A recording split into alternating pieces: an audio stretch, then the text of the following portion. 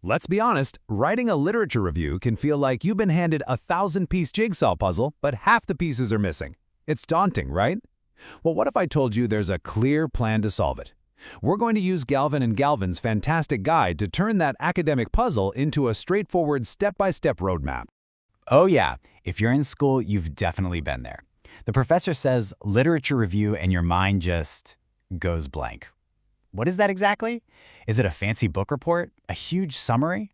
It's totally normal to feel a little lost. And this quote from our guide, it just nails it, doesn't it? That feeling of missing pieces, of ideas that aren't quite there yet. That's a universal struggle. But here's the good news. It's just a feeling. With the right strategy, we can absolutely find all the pieces and build the complete picture. So here's our game plan for today. We're going to tackle the academic puzzle to find what this thing is. Hint, it's not a book report. Then lay out a 4-part plan. After that, we'll get practical with mastering the digital library and finish up by helping you find your unique voice. Okay, first up, the academic puzzle. Let's start by reframing this whole thing from something scary into a project you can actually manage. The book we're leaning on is Writing Literature Reviews. And really, its whole mission is to break this massive task down into small, actionable steps that work for today's digital world. Think of this book as our secret weapon. All right, section 2. Let's get to the heart of it. What is a literature review, really? Okay, this is probably the most important thing to get. A literature review is an argument. You're not just a reporter summarizing what everyone else said. No, you're a detective, weaving together clues from different sources to build a case for your own point of view. You're actually joining the scholarly conversation and adding your own voice.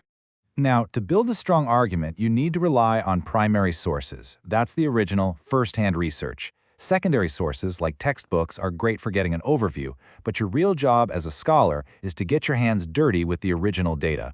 You've got to go straight to the source. On to Section 3, your 4-part game plan. This is where it all becomes less abstract and way more practical.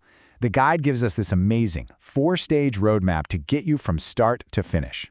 And here it is. It's a logical flow. First, you manage the search. Then you analyze what you found. After that, you write the first draft. And finally, you edit. See, each step builds on the last one. It takes all the guesswork out of the process. All right, section 4. Let's talk about mastering the digital library. As the guide points out, pretty much every university library is online now. So, your whole research adventure starts right there, on your computer screen. This is a huge shift, you know? It means your first move isn't walking into a building, it's mastering your university's online tools. Seriously, the better you get at navigating this digital space, the stronger your research will be. It's really that simple. So where do you begin?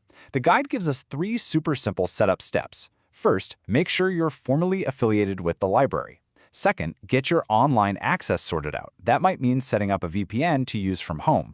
And third, pick a powerhouse search engine. Something like WorldCat is a great place to start. Now, keywords are, well, they're the key to everything. The guide's advice is brilliant. Start broad. A term like language development will give you a feel for the landscape. You'll see what's out there before you start getting super specific. Once you've got that bird's eye view, it's time to zoom in. And your best friend for this is the advanced search feature. This is how you slice and dice the results, filter by date to get the newest research, or by format to find only peer-reviewed articles. This is how you work smarter, not harder. And for our final section, finding your voice. We've talked a lot about the how, but now we need to talk about the why, because your reason for writing this review is going to shape every single decision you make. So ask yourself, is this for a class? Is it part of a thesis? Or are you hoping to get it published in a journal? Each of those has a totally different audience and a different goal. Knowing your why from the very beginning is absolutely crucial. You can see it right here. A term paper? That's a focus sprint. You're probably looking at just a handful of key sources. A thesis, though, that's a marathon. You have to prove you know the entire field. And a journal article has to be razor-sharp, focused, and basically perfect. Different goals mean different types of reviews. So, what's the bottom line? Let's recap. A lit review is your argument, not just a list of facts. There's a clear 4-part plan to get you there.